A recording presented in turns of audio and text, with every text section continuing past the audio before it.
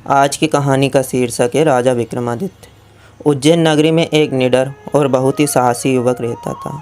उस राज्य के राजा के कोई भी संतान न होने के कारण और एक दिन राज्य के राजा के आकस्मिक निधन हो जाने के कारण राजगद्दी का कोई भी वारिस नहीं बचा। एक दिन उस युवक को ज्ञात हुआ कि राज्य के राजा के निसंतान मर जाने के कारण राज्य के नए राजा की तलाश हो रही है। इसलिए उसने भी इस पद हेतु अपना नाम प्रस्तावित करने की सोची। बस युवक था तो निडर और साहसी। एक दिन सवेरे ही वह राजा के महल में पहुंच गया और राज्य के मंत्रियों को उसके राजा पद के योग्य होने की बात कह डाली। राज्य के मंत्रियों ने उसकी बातें सुनी और उसे बताया कि तुमसे पहले भी कई लोग इस पद के लिए महल में आए हैं, परंतु किसी श्रापवश उनका निधन उनके राज्याभिषेक की रात में ही हो गया। अगर तुम भी अपना जीवन सुरक्षित चाहते हो तो ऐसा मत करो। युवक काफ़ी निडर था। उसने बिना किसी भय के ये चुनौती स्वीकार कर ली। राज्य के राजा होने की सभी परीक्षाएं उत्तीर्ण करने के बाद उसे राजा के लिए योग्य माना गया। तय समय पर युवक का राज्याभिषेक हुआ। राज्याभिषेक होने के बाद उसने विचार किया कि हो न हो अवश्य ही किसी देव या दानव का रोष इस राज्य पर है। अगर उस देव या दानव को किसी तरह संतुष्ट कर ले तो इस समस्या से बचा जा सकता है। राजा ने राज्याभिषेक की रात को ही अपने कक्ष में अनेक व्यंजन बनाकर रख दिए और खुद एक तलवार लेकर कक्ष के कोने में ही छुप कर बैठ गया। रात को देवराज इंद्र का द्वारपाल अग्निवेताल वहां आया और उन व्यंजनों को देखकर प्रसन्न हो गया। उसने सोचा क्यों ना मैं पहले इन व्यंजनों का लुत्फ़ उठा लूँ, उसके बाद राजा को लेकर चला जाऊँगा। अग्निवेताल उन व्यंजनों को ग्रहण करके बोला, राजन, यदि तुम रोज़ मेरे लिए इससे भी स्वादिष्ट व्यंजनों का प्रबंध करोगे तो मैं तुम्हें आवेदान दूंगा। राजा ने अग्निवेताल का प्रस्ताव स्वीकार कर लिया और अग्निवेताल से बोला, तुम देवराज इंद्र से पूछकर बताओ कि मेरी उम्र कितनी है। अगले दिन अग्निवेताल फिर राजा के कक्ष में आया और राजा को बोला, राजन, आपकी उम्र 100 वर्ष है। इतना सुनते ही राजा ने तलवार अग्निवेताल की गर्दन पर रख दी और कहा, इसका अर्थ है कि तुम मेरा अंत 100 वर्ष से पहले नहीं कर सकते। अग्निवेताल राजा की बुद्धिमत्ता व निडरता से अत्यंत प्रसन्न हुआ और उन्हें एक संपन्न राज्य का वरदान दिया। वही राजा आगे चलकर महाराजा विक्रमादित्य के नाम से जाने गए। राजा विक्रमादित्य और साधु। बहुत समय पहले की बात है। विक्रमादित्य नामक राजा उज्जैन पर शासन करते थे। वे अपने समय के सभी शासकों में बहुत लोकप्रिय और निडर थे। एक दिन जब वे दरबार का काम देख रहे थे तो एक साधु उनके पास आया। उसने उन्हें एक फल दिया। राजा के अनुसार वह फल उन्हें दरबार में भेंट किया गया था, इसलिए उस पर सारी प्रजा का अधिकार था। उन्होंने खजांची से कहा कि उस फल को लेप लगाकर सावधानी से रख दिया जाए। अगले दिन साधु फिर दरबार में आया और उसने राजा विक्रमादित्य को एक अन्य फल भेंट किया। इस तरह साधु बारंबार राजा के पास आने लगा। वह हर बार राजा को एक फल भेंट में देता और वापस चला जाता। साधु राजा से किसी भी तरह की कोई बात नहीं करता था। एक दिन साधु ने दरबार में आकर राजा से कहा, हे राजन, वे सारे फल कहाँ हैं जो मैंने आपको दिए थे। राजा उसे उस जगह पर ले गया जहाँ वे सारे फल रखे गए थे। साधु ने राजा से कहा कि वह उनमें से एक फल काटे। जब राजा ने फल काटा तो वह हैरान रह गया। उस फल के भीतर एक रत्न छुपा हुआ था, यानी हर फल में एक रत्न था। साधु ने मुस्कुराकर कहा, राजन, मैं आपको और ऐसे भी बहुत सारे रत्न दे सकता हूँ। आपकी राजधानी और प्रजा संपन्न हो जाएगी, लेकिन आपको भी मेरे लिए कुछ करना होगा। राजा ने एक पल सोचा और बोले, मैं आपके लिए क्या कर सकता हूँ। साधु ने कहा, राजन, टनकपुर के जंगल में पीपल का एक पेड़ है जिस पर एक सब उल्टा लटका हुआ है। आपको वह सब लाकर मुझे देना होगा। यह सुनकर राजा आश्चर्य में पड़ गया। उन्होंने पूछा, वो किसकी लाश है? आप वह लाश लेकर क्या करेंगे, या उससे मेरी प्रजा का भला कैसे हो सकता है? ये मेरी समझ में नहीं आ रहा है। साधु ने राजा विक्रमादित्य को बताया कि उस सब में बेताल नामक एक भूत रहता है। राजा ने कहा, अपनी प्रजा के कल्याण के लिए मैं वह सब लाकर तुम्हें अवश्य दूंगा। साधु ने कहा, आप अगली अमावस्या को इस काम के लिए निकल सकते हैं। मैं अपने आश्रम में आपका इंतज़ार करूंगा। इस तरह अगली अमावस्या की रात राजा विक्रमादित्य टनकपुर के जंगल की ओर गए। कई घंटों की खोज के बाद उन्हें पीपल का वह पेड़ दिखाई दिया। उन्होंने सबको खींचकर नीचे उतारा, उसे अपने कंधे पर रखा और साधु के आश्रम की ओर चल दिए। यदि राजा की जगह कोई दूसरा होता तो उसे डर लगता, लेकिन वे तो निडर होकर आगे बढ़ते जा रहे थे। वे बहुत वीर थे। जब भी प्रजा की भलाई का कोई काम होता तो वे कभी पीछे नहीं हटते थे। उनकी इसी खूबी के कारण प्रजा उन्हें बहुत चाहती थी। जब राजा विक्रमादित्य थोड़ी दूर पहुंच गए तो उन्हें एक आवाज़ सुनाई दी। लाश में रहने वाला बेताल उनसे बातें कर रहा था, तुम कौन हो और तुम मुझे कहाँ ले जा रहे हो? राजा ने बताया, मैं उज्जैन का राजा विक्रमादित्य हूँ, मैं तुम्हें अपने साथ ले जाने आया हूँ। बेताल ने उनसे पूछा, तुम क्यों ले जाना चाहते हो? तुम्हें मेरे बारे में किसने बताया? राजा ने जवाब दिया, एक साधु ने मुझे तुम्हारे बारे में बताया है। उसे तुम्हारी ज़रूरत है, लेकिन तुम कौन हो? बेताल ने कहा, राजा विक्रम, मैं तुम्हारे साथ चलने को तैयार हूँ, लेकिन मेरी एक शर्त है। राजा ने कहा कि वह अपनी शर्त बताए। बेताल बोला, मैं समय बिताने के लिए तुम्हें एक कहानी सुनाऊंगा।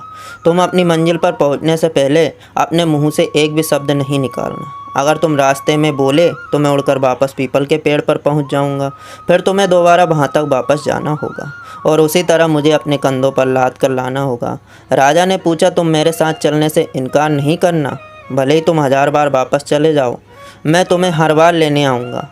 मैंने साधु को वचन दिया है और मैं अपने वचन से पीछे नहीं हटता। बेताल ने राजा की बात मान ली। वो बोला, राजन, मैं जानता हूँ कि तुम एक न्यायप्रिय और प्रजापालक राजा हो।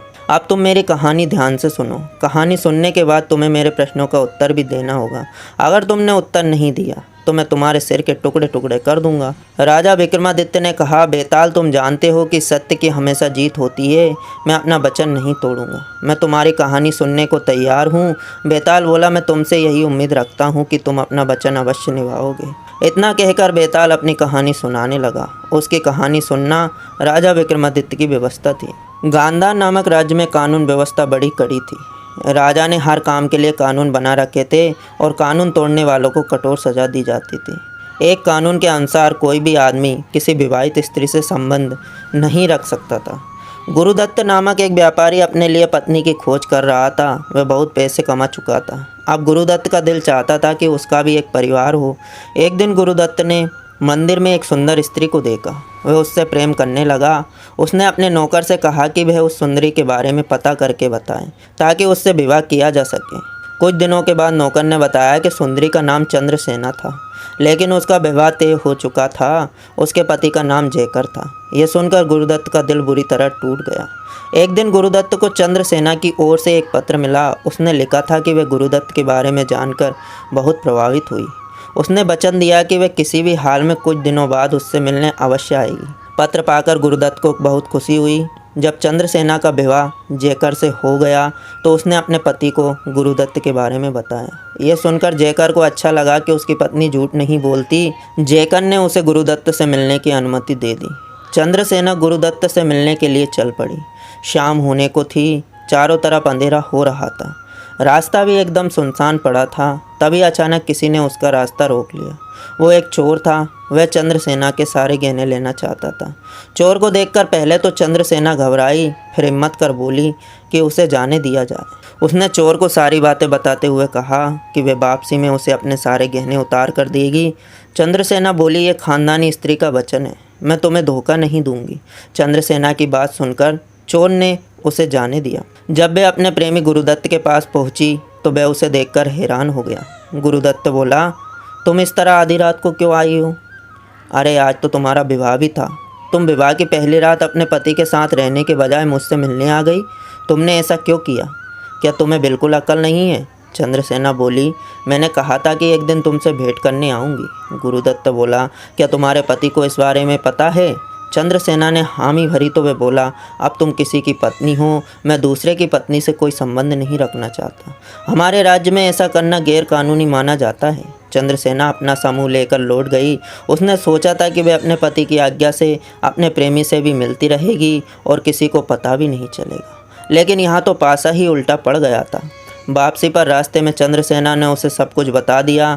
चोर ने उसकी तारीफ की कि वह अपने प्रेमी को दिया वचन निभाने गई थी। उसने उसे शुभकामनाएं दी और उसके गहने लिए बिना ही चला गया। चोर ने जाने से पहले चंद्रसेना से कहा, मैं तुम्हारे पति की तारीफ करूंगा जिसने तुम्हें अपने प्रेमी से मिलने जाने दिया। तुम अपनी जान जोखिम में डालकर गुरुदत्त से मिलने गई और उसने तुम्हें डांट कर वापस भेज दिया। यह दुनिया भी अजीब है। अच्छा, आराम से घर जाना, अब मैं चलता हूँ। चंद्रसेना ने डरते डरते उसकी ओर देखा और बोली, क्या तुम सचमुच मेरे गहने नहीं लोगे? नहीं, तुम पर तो पहले ही परेशानियों का पहाड़ टूट पड़ा है। मैं एक चोर होने से पहले इंसान भी हूँ। मैं तुम्हारा कष्ट समझ सकता हूँ, तुम आराम से घर जाओ। चोर ने उत्तर दिया। जब चंद्रसेना ने घर जाकर पति को सारी बात बताई तो उसने उसकी कोई परवाह नहीं की। वह भी उससे नाराज था। उसने कहा, राजा, मंत्री, पत्नी, व्यक्ति के बाल और नाखून अपने अपने स्थान पर ही शोभा देते हैं। किसी भी विवाहित स्त्री की सुंदरता इसी में है कि वे अपने पति के प्रति वफादार रहे। बेताल ने अपनी कहानी समाप्त की और राजा से पूछा, विक्रम, जयकर, चोर और गुरुदत्त, इन तीनों में से श्रेष्ठ कौन है? यदि तुमने उत्तर नहीं दिया तो तुम्हारे सिर के टुकड़े टुकड़े हो जाएंगे। राजा विक्रमादित्य कुछ क्षण के लिए चुप रहे। वे जानते थे कि उनके बोलते ही बेताल वापस चला जाएगा, लेकिन राजा के पास कोई भी उपाय नहीं था। वे बोले, इन तीनों में से चोर ही सबसे श्रेष्ठ है। जो ही चंद्रसेना ने अपने पति को गुरुदत्त के बारे में बताया, उसने उससे प्यार करना छोड़ दिया। जब गुरुदत्त को चंद्रसेना के विवाह का पता चला तो उसने राजा के डर के कारण उससे अपना संबंध तोड़ लिया। लेकिन चोर ने चंद्रसेना की सारी कहानी सुनकर उसे कोई नुकसान नहीं पहुंचाया। अगर वह चाहता तो उसके सारे गहने ले सकता था, लेकिन उसने ऐसा नहीं किया। इसलिए चोर ही तीनों में श्रेष्ठ है। चोर ने चोरी का स्वभाव त्याग दिया और चंद्रसेना के दुख में दुखी होते हुए उसे दिलासा भी दिया। जब बेताल ने यह उत्तर सुना तो वह मन ही मन राजा की प्रशंसा किए बिना नहीं रह सका। बेताल बोला, बिल्कुल ठीक उत्तर दिया तुमने। तू सचमुच एक न्यायप्रिय और बुद्धिमान राजा है, लेकिन तू बोला इसलिए मैं वापस चला। फिर बेताल पीपल के पेड़ की ओर उड़ने लगा और राजा उसके पीछे चल दिए ताकि उसे लाकर अपना वचन पूरा कर सकें। वे सोच रहे थे कि अभी उन्हें बेताल से ना जाने कितनी कहानियाँ सुननी पड़ेंगी।